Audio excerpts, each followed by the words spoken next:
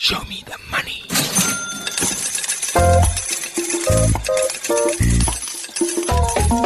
This is the Moneyweb Be a Better Investor podcast, picking the brains of professional investors on their investment strategies, successes, and mistakes.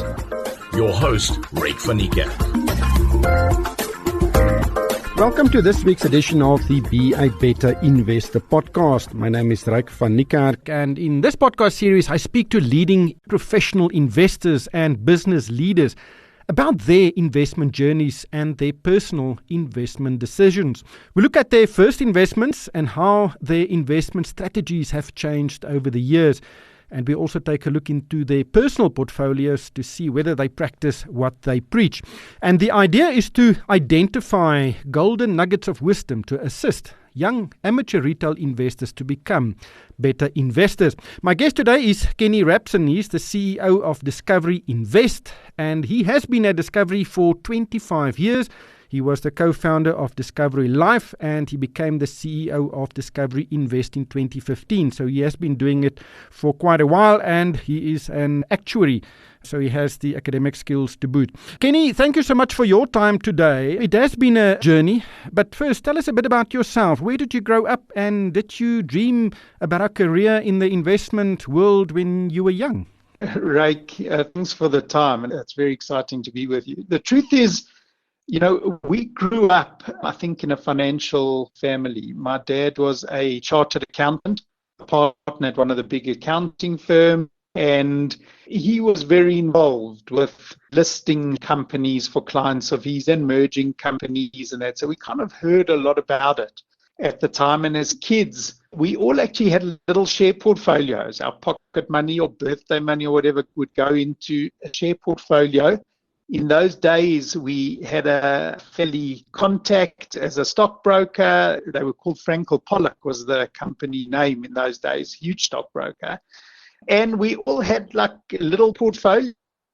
And I guess the amounts obviously weren't significant, but it was a lot of fun and kind of a lot of talking around in the family, which was always exciting, and watching shares go up and then go down and all of that. It was challenging, but fun. How did you pick the shares you invested in that portfolio? We listened to my dad a lot, and followed him. He was running a portfolio for himself and for like a family trust. I started out, the first share that I picked was a share called Trencor. Trencor was in tank containers and very much a rand hedge share, and they could not cope with demand. Their share price was just going through the roof. And I think, as a young investor, when you see a little bit of success, you get kind of more of that bug to continue investing. And I kind of just got that bug and was starting to then sell some of the shares and reinvest in other shares to start building the kind of breadth of the portfolio. And it was very exciting. I think in those days things were simpler. Shares were very much South African based. So, they didn't typically have a huge amount of offshore earnings, which complicates a lot of shares. The legislation was a lot simpler. And capital gains taxes and things like that. So the world was a lot simpler and a lot easier, I think, to have the fun. But I think really that interest just continued growing throughout school, into high school. A lot of the school kids get involved in the JSE, the Stock Exchange Challenge, which, I did at the time. And I think just really my academic background from a maths point of view, at school, if you're good at maths, they tell you to become an actuary. So I did that without really knowing exactly what I was getting into at the time. Having said that, it's been the most rewarding and remarkable career. And just continued from then, going through my early days. I worked when I qualified at Liberty Life, was very involved in investments and running portfolios. When I came across to Discovery, we didn't actually have an investment company in those days. We only started it in 2007. And it just was a natural fit for me. I liked investments, and it was like a natural thing for me to be involved in sort of start up with all the other founder members in Discovery.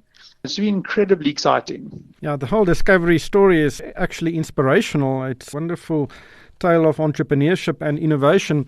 But I want to go back to that portfolio you had at school? Because not many people are exposed to the investment world to that extent, and to get some, skin in the game, because that changes your perceptions significantly.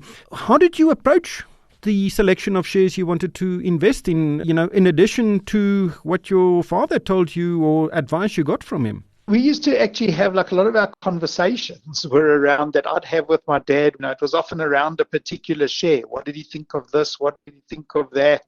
We used to watch the newspaper every day and see, the shares and what was reaching new highs, and, kind of invest just, I think, through discussion and speaking to our stockbroker. I think she was the first lady stockbroker on the JSE. And she used to call us often and say, what about this? What about that idea? And we used to follow it. And she was great. So we learned a fortune. We used to have discussions with her. I think that's really kind of how it just happened over time. I think, of course, today it's a lot more complex. I think today, firstly, to have a private portfolio with any stockbroker, they want much bigger amounts of money. So I think it's not so practical to do that with a stockbroker advising you. And I think I've probably turned the corner, thinking the right place for young people to get invested is more through unit trusts than share portfolios. The share portfolios are, shares are much more complicated than they used to be. There's just so much going on globally, changes to taxation treatment, changes in law which affect different companies. For a youngster to really know what's going on without attending sort of analyst meetings and things like that, I think is very difficult. Whereas a unit trust portfolio, you've got an asset manager who's doing that 24/7 and they're kind of running it for you and making those choices. It's more tax efficient. They take smaller amounts of money. It's so liquid, easy to get in and out of it whenever you want. So I think that's probably the guidance I would be giving to a young investor. You were young during the 1990s, one of the roaring periods in South Africa's history. We saw many listings. We saw the dot-com bubble form, and you could invest in virtually anything and you would have made money during that period. Were you active during that period? And what lessons did you learn when that bubble burst? I think the one lesson that I learned is not to get emotionally tied to any particular share. And I did that at the time. I remember actually buying the data share. It was like 5 Rand a share, something like that. And it went through the roof. It went over 70 Rand a share. And I kind of had the thing, no, it'll come right, don't worry, whatever. Eventually, when I got out at under the price that I paid for the share. And I think that kind of emotional, when you kind of get tied up with one of the darlings of the stock exchange, it's a bit of an emotional hold. And you don't necessarily just follow objectivity and say, listen, things at the moment aren't working out there for whatever reason. It's time to actually move the money elsewhere. So I think that was certainly one lesson, getting emotionally tied to a particular share, and also believing that, a bit of a naive belief, nothing will go wrong. And of course, every company has its challenges, so I think it is trickier. And I think the opportunities, by the way, for youngsters today are just so much bigger, also globally. In those days, it was hard to invest or get exposure to any global shares. Now, you can get exposure to any share you want anywhere in the world. And I think that's a great opportunity for, certainly those shares that are not available on our market. So we've got some great companies in South Africa, but if you want exposure to certain sectors, you want to be in electric vehicles or you want to be in chip makers or something like that, you can't actually get access to that on our stock exchange. So I think having a much more global view is the right way forward. And I think it's also, from a Rand hedging point of view, is also an important strategy. And you earlier said that you think the best way for young investors to have exposure to the market is through unit trusts. But, there are, in the South African market at least, I think it's about 280 listed entities, and I think there are more than 3,000 unit trusts available. So how would you go about selecting the best unit trust for your personal circumstances? So I think that's a tricky question. I think the way people would generally look at it is the track record of a particular asset manager. Every asset manager is going to go through some ups and downs. What one wants to know is that over the long term, they've done a great job for their clients. And, typically if you look at every unit trust has what we call a fund fact sheet, which is on the website of the unit trust companies. And you can see the track record, how's it performed over 1 year, 3 year, 5 year periods, etc. Who's the fund manager? Is it one of the well-known names in the industry with a track record? And I think that is incredibly important. Historical performance, while it isn't a guide to future performance at all, I do believe like time in the game, track record, people have been there for a long time and know all the various companies they're researching. I think, companies that are more global, that have a broader offering globally, I think those are the companies to look at. Certainly all the big names in the unit trust industry, I think one won't go that wrong with them. But there's a lot of information on the website of every one of those companies. And if you're buying sort of equities, you want to know that they are growing, giving you a good real return above inflation, several percent above inflation because of the risk you're taking. Otherwise, you could leave your money in the bank. If you're going to take risk on stock markets, you've got to be able to get a good return well in excess of what you'd earn in the bank. And therefore, you've got to look at the track record and the stability, I think, of those track records. Often certain funds are very volatile. And I think I wouldn't encourage that type of investing for the youngster, sort of these very deep value funds, which get very lumpy returns. It can be very high in 1 year, but then you've got to have the stomach for the next year when it's low. I think you want the stability of growth funds with good global exposure. I would say youngsters should not invest in funds that haven't got a high level of offshore exposure at the same time. Risk is also something that you don't intuitively understand when you are young. And sometimes you make mistakes or you take risks that are not aligned with your personal profile. How do you think young people should consider risk? And do you think people, especially young people, make mistakes when they invest without taking into account the risk profile of that investment? Look, risk is incredibly important. I mean, obviously, if you're investing in equities, you are taking risk, which is not just risk around a particular company's performance.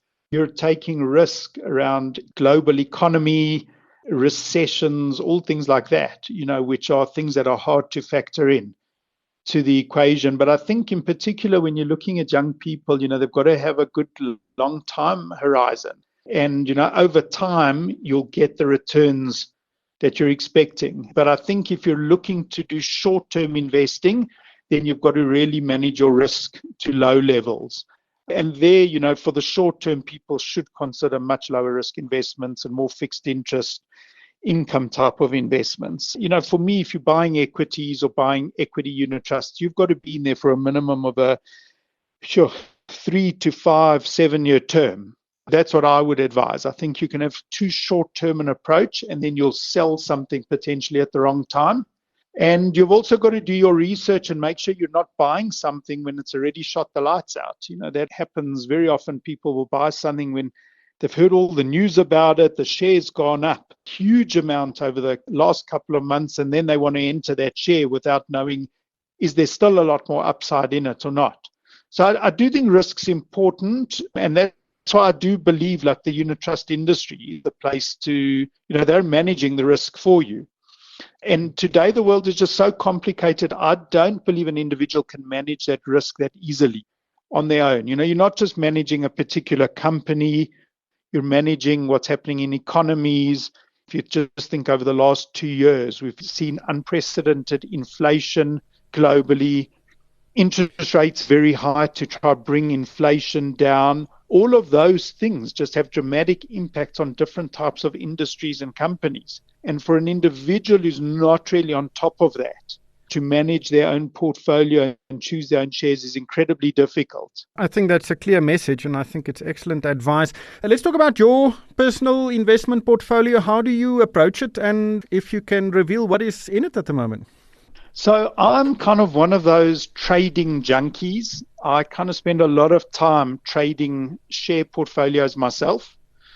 And the truth is I have a lot more sort of offshore exposure than JSE exposure. And I think the reason for that is the JSE, over the last 2 decades has actually shrunk dramatically in size and opportunity. There are less than half the number of counters on the JSE than there were 20 years ago. So the opportunities that have opened up globally are just incredibly exciting in the world of tech and electric vehicles and healthcare, etc. So I think they're great opportunities, and I trade a lot myself. But having said that, I do watch like all the news daily, CNBC, getting all like messages on my phone all day of kind of what's happening on markets. But then I also spread my investments. I have, investments in the unit trust space, both locally and offshore. I've invested in some private equity investments as well. So I think like a bit of a diversified approach. I mean, I think that is probably one of the key messages, to be diversified. It's not good having, people have done very well. In fact, I have a colleague of mine who's been investing in Apple shares for a long period of time. And he's actually done incredibly well to the extent that as a proportion of his total assets, it's huge. But the downside for him is just massive. If something goes wrong in that one company, he is in big trouble. So I think to have a diversified portfolio of whatever you've got, property, shares, fixed income, hedge funds, whatever, it should be diversified that you don't cry too much if something is a bit pear-shaped can happen. And so not having all your eggs in one basket is crucial, and I think that's probably been key to what I've done over the last decade. Then lastly, 2 questions, and I always get a chuckle. What has been your worst investment you have made in your life? Well, it's a good question because I've made quite a few investments that have gone pear-shaped. I think probably the worst was an investment that I took out only a couple of years ago. It was an offshore investment in a property company where they were developing property in the UK. The returns that they were illustrating, base case returns, were in excess of 12% per annum in pounds. But in fact, because of COVID, being unable to rent their properties, etc., the investment pretty much carries a value close to zero. So I think I've seen the most extreme case of an investment being basically at a value of naught. Probably not right to mention the company's name, but I'd say that's, the important message to all young investors. You're going to have some successes, but you are going to have some failures. You've got to kind of just be comfortable and try and make sure you're getting it right, 80% of the time. Then you'll do nicely. Gee, I think 80% of the calls to go your way, I think that's a very high percentage. But let's move on. What do you regard as your best investment ever? I think my best investments have been the tech investments. The tech shares that I've bought.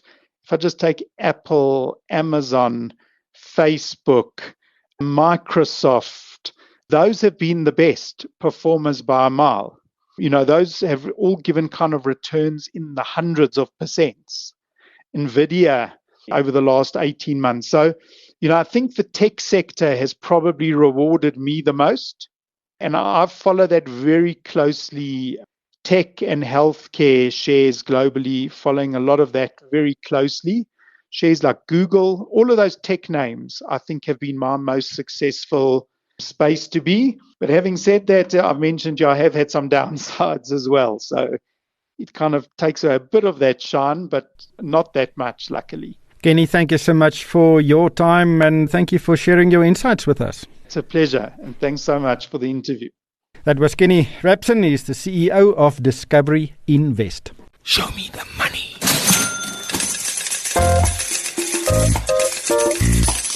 That was the Moneyweb Be a Better Investor podcast with Ryk van Niekerk. Thanks for listening. Catch up and listen to all the Moneyweb podcasts on moneyweb.co.za or the app. Moneyweb, your trusted source for business and investment insights.